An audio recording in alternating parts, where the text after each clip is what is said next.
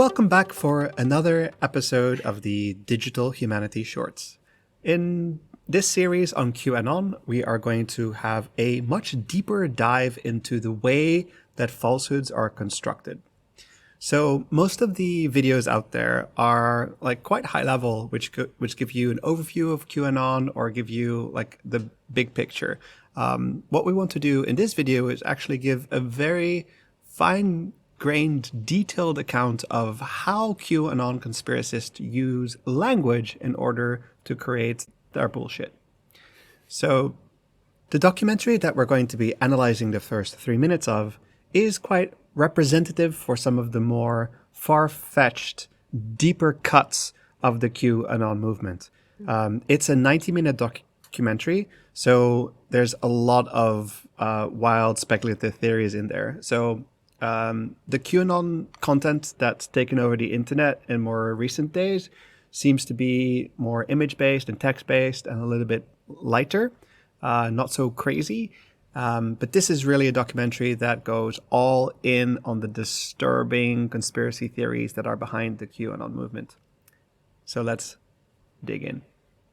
This is going to be the proof for you, okay, to give you the strength to have the courage to trust in the plan for the next 6 months, because you're going to see overwhelming proof across the entire earth from the summer of 2017 till now. You're going to see this play itself out. So to make it clear again, CNN is now in control by POTUS, Donald J. Trump.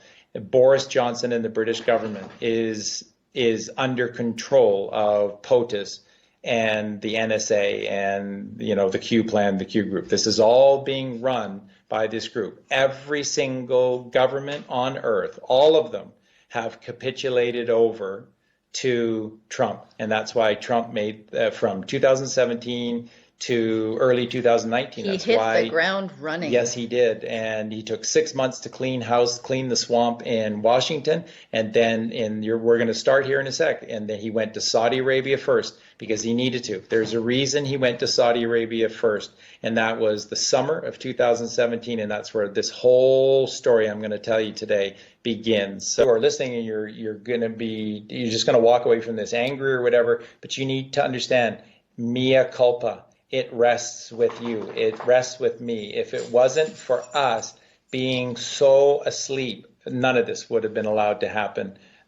We should have woken up to the milk cartons 30 years ago, 40 years ago, with all of these children going missing. If we live in the most advanced Western world in the history of the world, then what the heck are so many children going missing for, and why are so many kids on milk cartons? Yeah, the excuse of us being asleep just doesn't cut it when you see what's been taking place right under our nose. It just doesn't cut it. So I know some of you are going to be very angry with this. All I can say to you is that we are responsible. All of us are responsible for this, and this is, and you just also need to see this as an opportunity. The next 6 months are an opportunity. It's an opportunity for all of you to become the kind of hero that you've always wanted to be in your eyes. Trust in you. Trust in the plan that there are good people fighting against the sickest, most evil people in the creation of evil. Come on.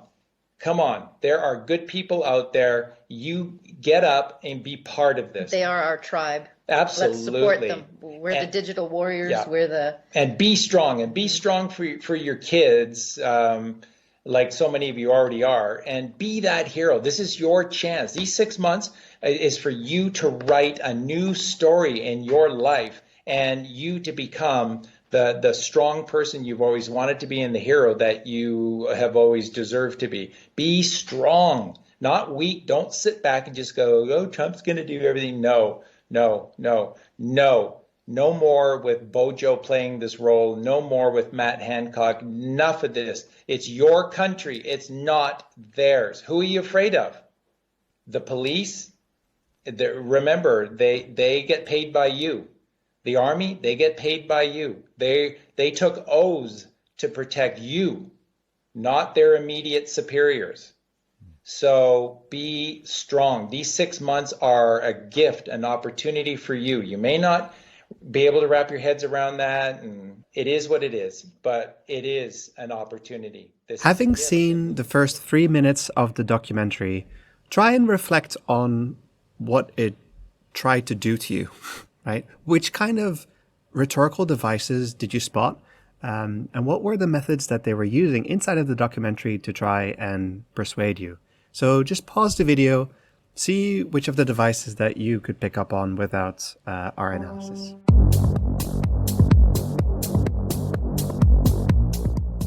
Okay, you ready? All right. Let's go back to the movie and look at it line by line. This is going to be the proof for you, okay, to give you the strength to have the courage to trust in the plan for the next 6 months, because you're going to see overwhelming proof across the entire Earth from the summer of 2017 till now. You're going to see this play itself out.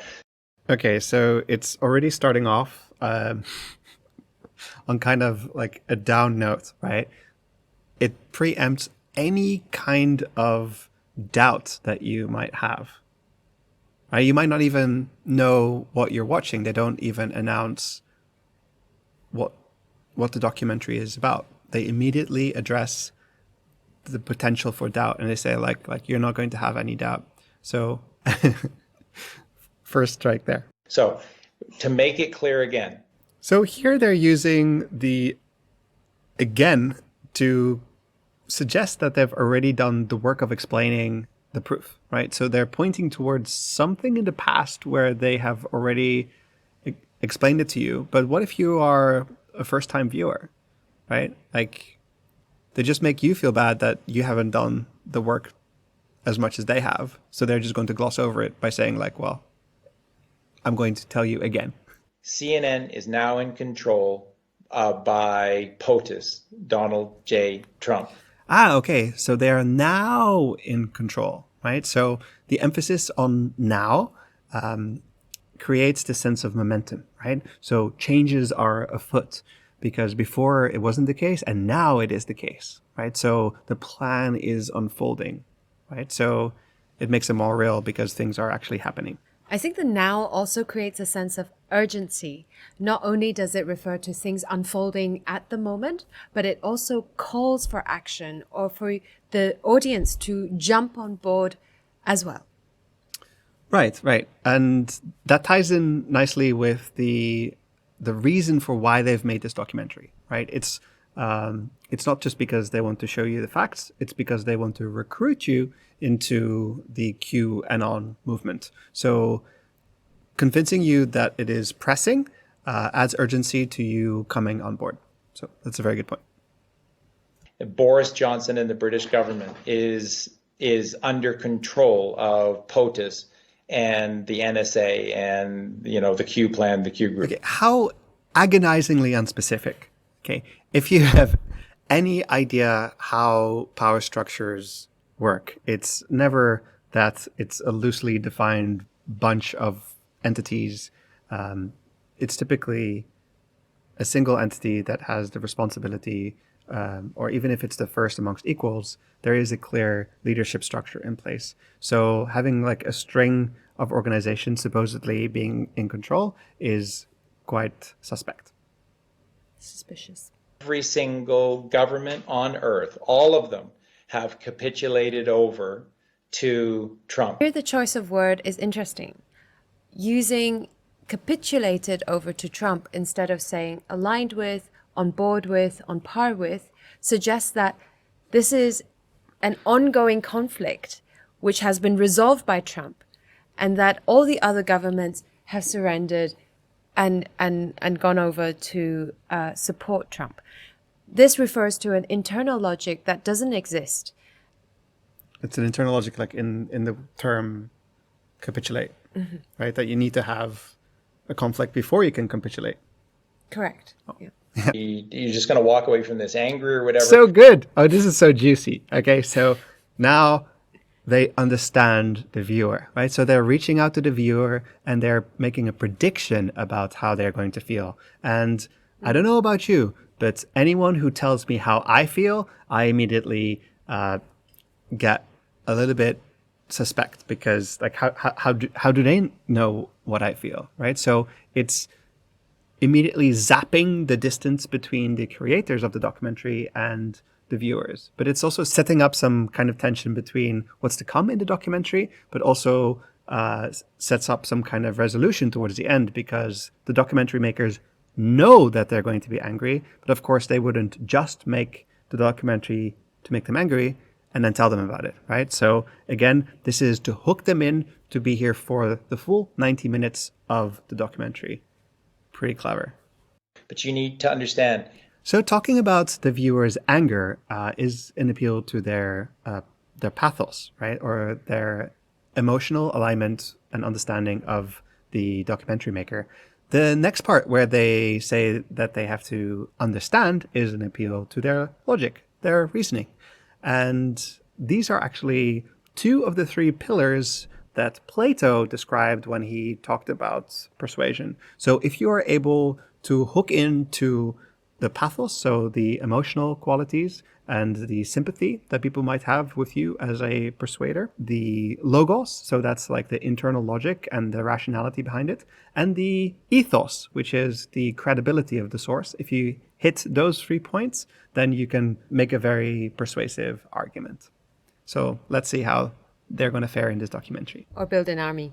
Or build an army. Mea culpa. It rests with you. Ah, great. Okay, so now we have the Holy Trinity coming together. We've got pathos, logos, and now also ethos, because they are making an appeal to the honor and the credibility of the viewer themselves, which is like super twisted, because they should be the ones that are actually making the point, right? So if the viewer has any kind of honor, then they will believe in this particular pitch that they're about to receive. So already in a very short amount of time, they've managed to hit all three persuasive components from Plato's persuasion triangle. So pretty good. Let's see how it plays out. Wasn't for us being so asleep, none of this would have been allowed to happen.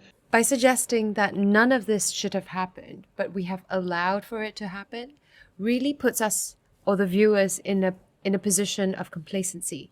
So the idea is to say that we have been complacent because we've not done anything about this, putting us in a position of guilt and also feeling the need to repent or to fix it. So in a very simple two-liner, they're able to both highlight the fact that we have not done something, but then also empowered us to fix that gap, because now the opportunity is coming. So it's essentially priming the audience for action.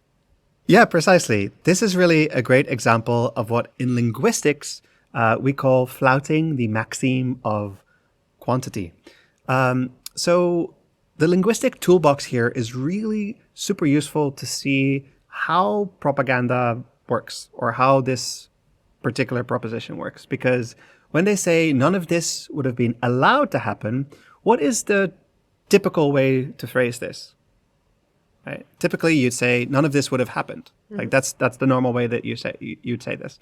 But here they say none of this would be allowed to happen, right? So by adding something extra, something unexpected, that's actually where the emphasis goes, right? So as soon as someone adds an typically unnecessary word, we as listeners start to conjure up reasons for why would the speaker add that particular word into the sentence, right? So in this case, allowed is of course because it gives the power and the agency into the viewer to take control over the destiny of the QAnon plot, as we'll see in a bit. We should have woken up to the milk cartons 30 years ago, 40 years ago. Should have woken up. I don't understand why there is this should have and then woken up. Again, I think the waking up to metaphor extends itself to suggesting that we have been duped for so long, that the truth was right underneath our eyes, but we haven't done anything about it.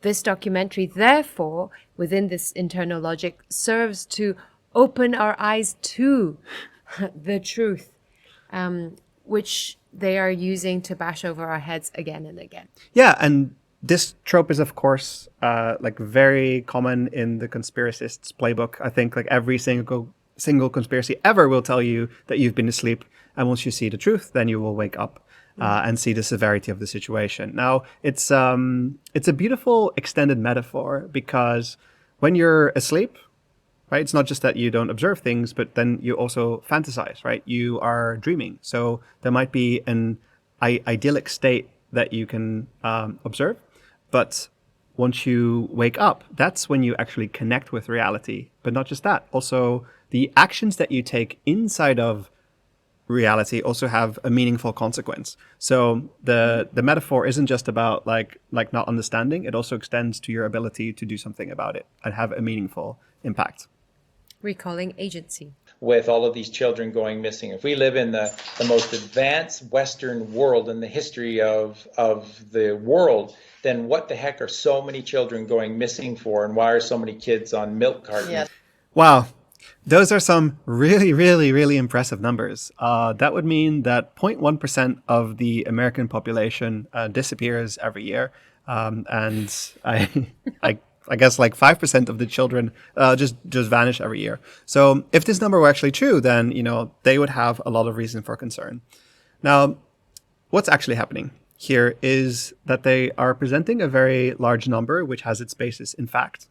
Right? These are indeed the number of children which are reported missing. But it's quite a leap of logic to say that all of these kids that are reported missing then also contribute towards the claim that they're making that they end up in these Blood farms. these blood farms, these sex rings, right? So it's not important how many kids are reported missing, but rather how many of these kids are not found within a couple of hours. How many of these kids are suspected to be taken by a stranger, right? If you actually look at those numbers, you'll see that it's much lower. And I think it's like less than 200 kids a year on average in the US that have been abducted in a way that we consider a typical kidnapping scenario, where a stranger takes them away and then they aren't found for like at least a day. So with comparing these two numbers, like 150 versus 400,000, you can see that they really cherry-picked the numbers here. They are exploiting the weaknesses in your brain, right? So they're kind of hacking your brain. Because at this point, they are alluding to something big that is happening, right? That they're going to present. They haven't been specific yet what it is, but they're now presenting you with this number of children that have gone missing. So what's your brain to do? Again, why are they presenting you with this information? The easiest thing for you to assume is that that number that they are presenting is supporting the claims that they're about to make, right? It has to be relevant to what they're talking about. Otherwise, like, why would they be presenting it? Well, there's also the reason I think that lends itself to establishing truth. And very often numbers and figures and statistics are used within the narrative of fact or factual information presentation, right? Like how many % of people did this or etc. And so borrowing the numbers and using this particular numerical Underpinning, yeah, I think also borrows from the truth telling that documentary often encompasses. Is also need to see this as an opportunity. The next 6 months are an opportunity. It's an opportunity for all of you to become the kind of hero that you've always wanted to be in your eyes. Yeah. All truth to some extent is fiction. It's just that not all fiction is truth. The fictions that ultimately track and shape our world are the ones that are falsifiable. They have something to say about the world that you can test. So it's the propositions, the narratives, and the arguments that we can hold a spotlight on and see if they actually hold up to scrutiny, right? But in this case, they've really given the viewer a blank check to use their imagination about what their story would look like, right? So they've given them agency over their own destiny as long as they fit within the greater narrative of the QAnon movement, which is a very powerful incentive. Be strong, not weak. Don't sit back and just go, oh, Trump's going to do everything. No, no, no, no. Be strong. Be strong. And yeah, don't be weak. Don't you be weak. And this is kind of like a wink, wink, or it tells you who they're actually appealing to, right? Because these are people who are sometimes considered to be weak, right? It's a fear that they have that they are considered to be weak because these are often the marginalized or the vulnerable people inside of our communities. And so putting a spotlight on their vulnerable spot, but telling them that they can ascend and grow beyond that vulnerability is actually, again, a very powerful hook to get them on board to the QAnon conspiracy train. Is for you to write a new story in your life and you to become the strong person you've always wanted to be and the hero that you have always deserved to be. This is the protagonist syndrome, right? Like everyone imagines themselves to be the center figure of the film that they are watching. And this is absolutely not the right narrative or discursive framework to frame a movement. We're not entitled to be heroes. A gift, an opportunity for you. You may not be able to wrap your heads around that, and it is what it is, but it is an opportunity. This is a gift. So in addition to digital literacy, I think we also need to be literate in the tools and mechanics of persuasion, manipulation, and mediation. Hopefully, this week's video tutorial has given you a sense of what to look out for. Yeah, honestly, the analysis that we've performed here would have been covered in a Pragmatics 101 course. So anyone who has like a little bit of linguistics in their toolkit would have been able to prick right through all of the false propositions that have been made in this clip. Be strong. Don't be weak.